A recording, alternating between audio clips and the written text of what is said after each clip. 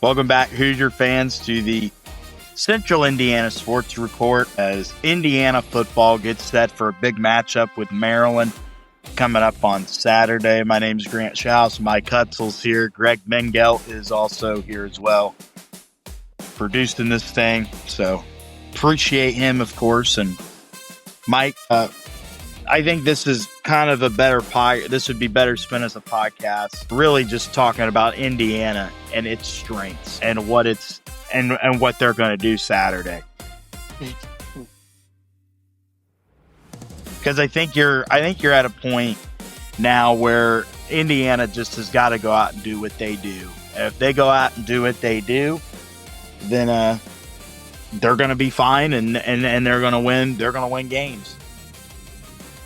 And this is, I would say, one of the more anonymous opponents Indiana's faced over the course of this year. We've talked a lot about different teams coming into different games. We were all excited about the Illinois game, and we were all excited about going to Iowa and previewing that game. And, you know, everybody wanted to break down the Oregon matchup, and there was all that buzz about UCLA rebounding. This week, it's just kind of oh, yeah, we played Maryland this week. Maryland had a hot start, but they've gotten into Big Ten play, and now they've lost 3 in a row. 3 close games. Lost to Washington at home by 3 or 4. Fell most recently, before their bye week, to UCLA. Blew a 20-point lead to Washington, mind you. Did blow a 20-point lead to Washington. And had a close game with Nebraska. I mean, so Maryland is always a team that historically has been very athletic. Their skill position guys are guys that that can make plays. Their outside receivers typically have a lot of speed. That goes back to infamous NFL draft pick Darius Hayward-Bay, who the Raiders strictly took because he ran the fastest combine speed in the draft. Now, of course, what we know about Maryland last year, they had Roman Hemby. Well, what we see how good of a player he is. So that's the type of athlete that they tend to get. Their corners and safeties, DBs, are always usually very athletic, but they have never been able to really put it together consistently and be a program that's threatened at any level in the Big Ten. And this is another example of a Maryland team that started hot and they're kind of fading. So that's my breakdown of the Terps as we head into this one. A team that's kind of following a very similar script to what we've seen from Maryland for years now, it seems like, at this point. Well, and Indiana, when they played them last year, I went to the game in a hurricane, and it was a weird game because Curtis Rourke actually, it ended up being kind of, I watched it back on tape this week, and it ended up being one of the kind of the worst games he played last year for Indiana. He had 2 turnovers on the first 2 possessions of the game for Indiana through 2 interceptions. Once he kind of got that over with, he settled down. The line was not great against Maryland's defense there. Keep in mind, Maryland's best defensive player is gone, and fortunately with IU, but unfortunately is out for the year probably, and Kellen Wyatt. Indiana has a upgrade in quarterback, you would say. I think they have a better offensive line this year. So you're going to see, I think, a better display and a better performance against Maryland this year as compared to last year. The problem is that for Maryland, a lot of their offense in that game, Roman Hemby scored a few touchdowns. He's gone, and he's on the Indiana sideline now. So that takes away points from this Maryland team and what they're capable of against Indiana. I also think Indiana at that point in the year was still kind of flying under the radar. After they beat Maryland last year, they were 5-0. They were flying under the radar a little bit. You didn't really know how good or bad they were quite yet. They still hadn't, I think, really grabbed the people's attention like they had by the time Washington and Nebraska came around. And I think that's a good thing that they're flying under the radar. Now being the number 2 team in the country, you can't fly under the radar, and you got the target on your back. And you mentioned, Mike, where it's like, oh yeah, we play Maryland this week. I feel like sets up a little bit of a recipe to be a little bit of a trap game, don't you? Because I promise that's not how Maryland feels about this game. Again, this team there's talent. Malik Washington is not a quarterback that you want to write off. I mean, people are already saying, where's his next destination in the portal going to be? When you look at last year's schedule and break down all the games, I wasn't there. A lot of people kind of pinpoint the Maryland game as sort of the moment in the season where people started to say, okay, this team isn't just a bowl team. This team's a damn good team. And that was a track meet last year. It was up and down. There was a really weird play where the referee appeared to tackle an Indiana defender, and it sprung a Maryland player for about a 70-something yard touchdown. I forgot about that. Yeah. I think it was Hemby, honestly, on that play. It was a weird game. It went back and forth. And again, Maryland's talented. So the spread's in the 20s last I saw. So Vegas is expecting what the fan base is kind of expecting, but it is kind of a game that it can be a little sleepy because I think Indiana fans are sleeping on it, but I can guarantee you one thing. There's one man in the state of Indiana who's not sleeping on Maryland, and we all know who that man is. Grant. Kurt Signetti. And extra added motivation this week because Maryland's long snapper's dating his niece, apparently. How would you possibly know who the Maryland long snapper is dating?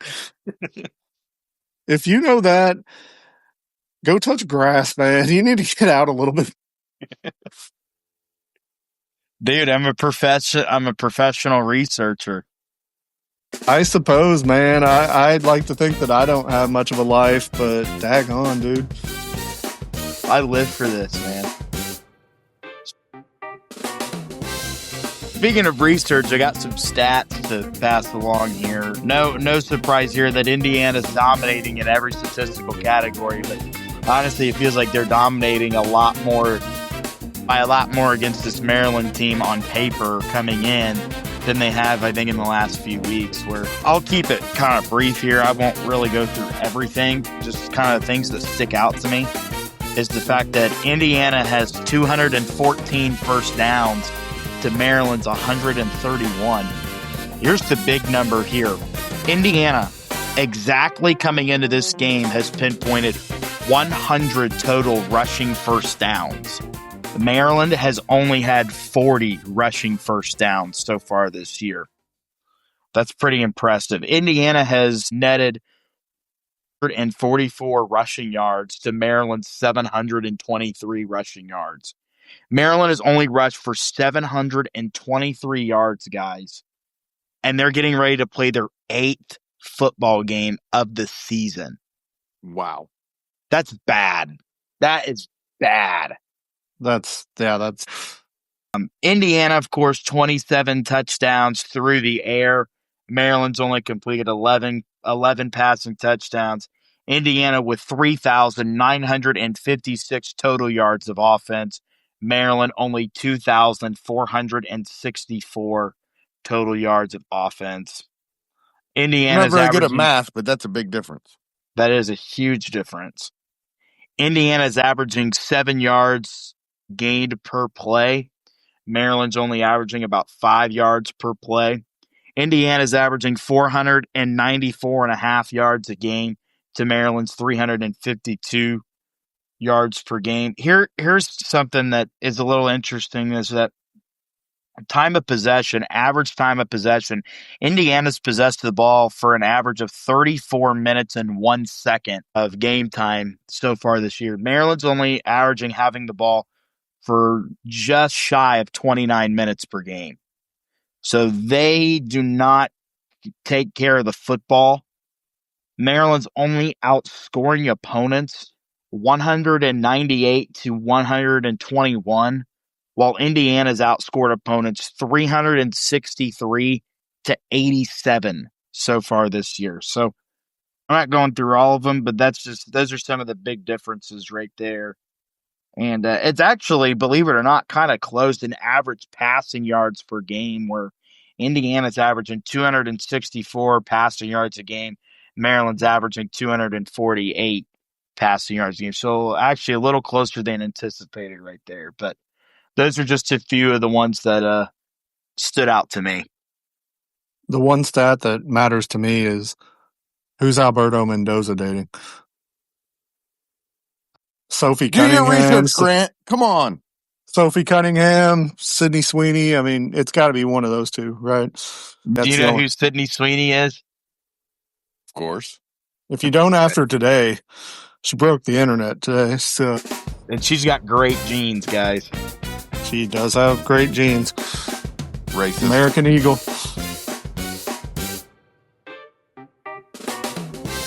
On a serious note with the game, Indiana has, I think, a big potential here to kind of do what they did last week and come out and try and end this game like early. Take the Maryland crowd out of it. I think it'll be actually a little tougher to take the Maryland crowd out of it, like compared to like the Iowa game or the Oregon game, because those are hostile environments. It's going to be a little tougher to do that than anticipated. It is Maryland's homecoming game. They're going to have that thing packed out. They're going to have it ready to go. The Signetti household, it's hard to believe that out of all the games, the Signetti household is going to be divided on the effing Maryland game. How about that?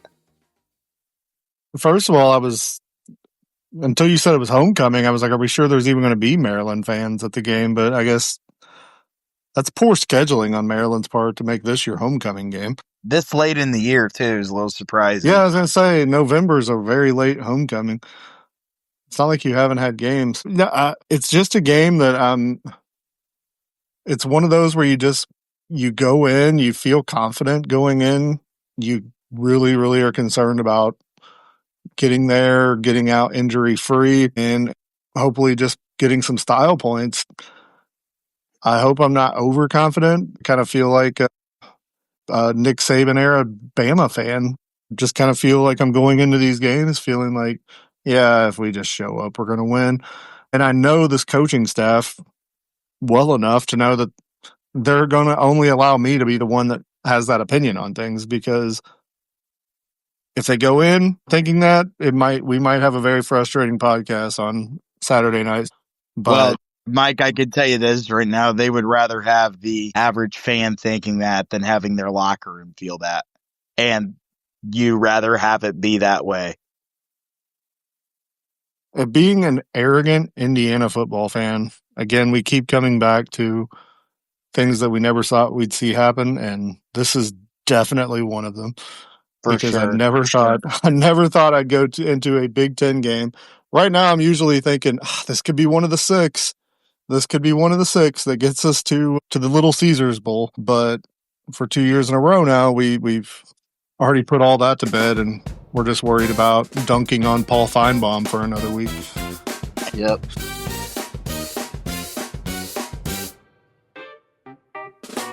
As Grant mentioned a little earlier, the spread is 21.5 points. Make your predictions. I'll go first, and I'll say Indiana 48, Maryland 14. I'll say Indiana. I was going to go 45-14, so we're pretty much in the same ballpark. Not a lot of analysis behind it. I just feel like this is one of those games where the better team is going to show out. Maryland hasn't lost to anybody anywhere close to a 20-something point spread, but if Indiana is going to get to where they want to get to, this is just a game where you got to come in and show up and take care of business. And I think that they've got the right quarterback, the right coach, the right mentality, the right buy-in from the team, where, yeah, this is just another business trip. They'll get things done. Hey, Mike, let me ask you a quick question before we wrap up. And it's, how hot is the seat for Mike Locksley at Maryland right now? Do you think it's lukewarm or kind of getting warm, or do you think he's sitting on flames? I don't know. It's weird to me that he's kind of gone as long as he has. I agree. But he doesn't. You don't see his name get mentioned. Of course, he's 4-3 right now. You can't really say he's having a terrible year, but he has lost 3 in a row. But Maryland doesn't exactly. The history book at Maryland is not exactly long and illustrious. It's better than Indiana's. Let's be real about that. But Yeah. name 5 famous Maryland football alums: Frank Reich, Boomer. Pretty short list. Is that it? Darius Hayward Bay.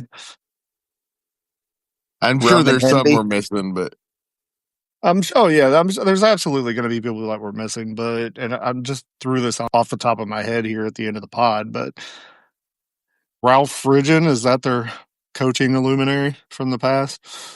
it's the only one I can think of. That it's not like he went to any like BCS title game or anything. So real fast, Stephon Diggs and DJ Moore, both Maryland. That's right. there you about go. Stephon Diggs. The tight end wasn't Vernon Davis a Maryland guy? Yeah. Randy White, all-time great, also Maryland grad. Interesting. Vernon Davis and Navarro Bowman. Hey, So you're the forgetting about 49ers Juan did Dixon. well by Maryland, didn't they? They sure did. I think you're going to tell me that Patrick Willis spent time in Maryland, even though I know he's an Ole Miss guy. I can't believe how well I've predicted the IU games this year. Even Glenn the Bias. Oregon IU game, I was pretty close, even though I picked the winner wrong. This one's going to be 34-13 right at the spread. 34-13. Okay. I can see it. I'll take it. I'll take it. Yeah.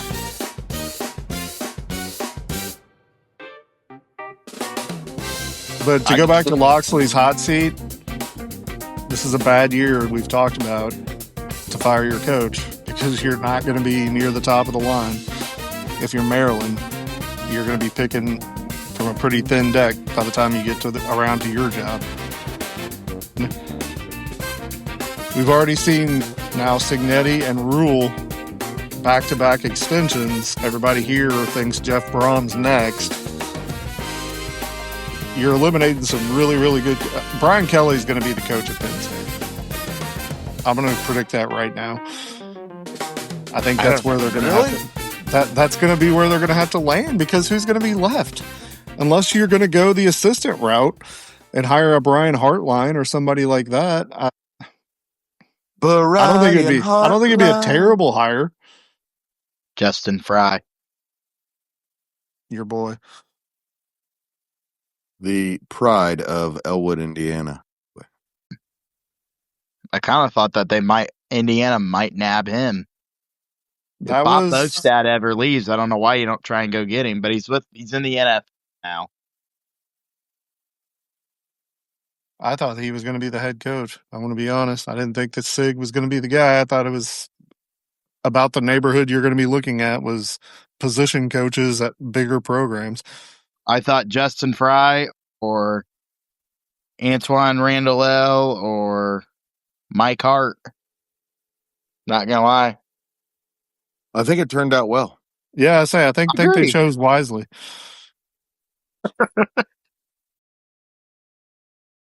I think you just hope Indiana can come out and take care of business. I mean, you hope it's a repeat of last week, like Mike said, come out injury-free. You hope that every week, of course, but I hope the Hoosiers are less lethargic than we were on this podcast with our enthusiasm for this game. It's been a long day. It's like Maryland. I feel like you'd be more pumped up going into any game, but this week it's like, yeah, this is the one we got to play before we go to Happy Valley.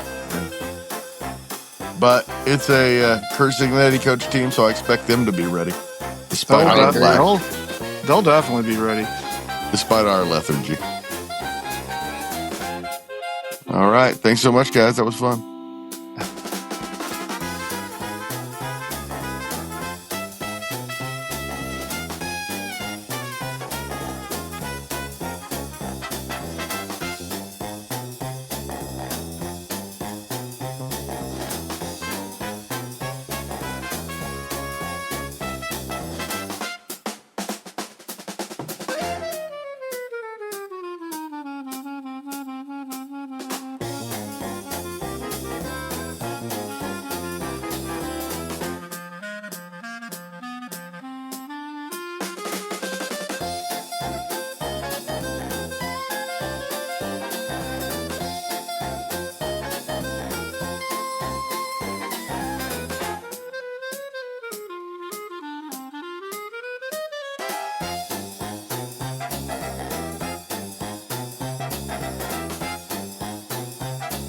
Central Indiana Sports Report is brought to you by TG Media. And I love Susie.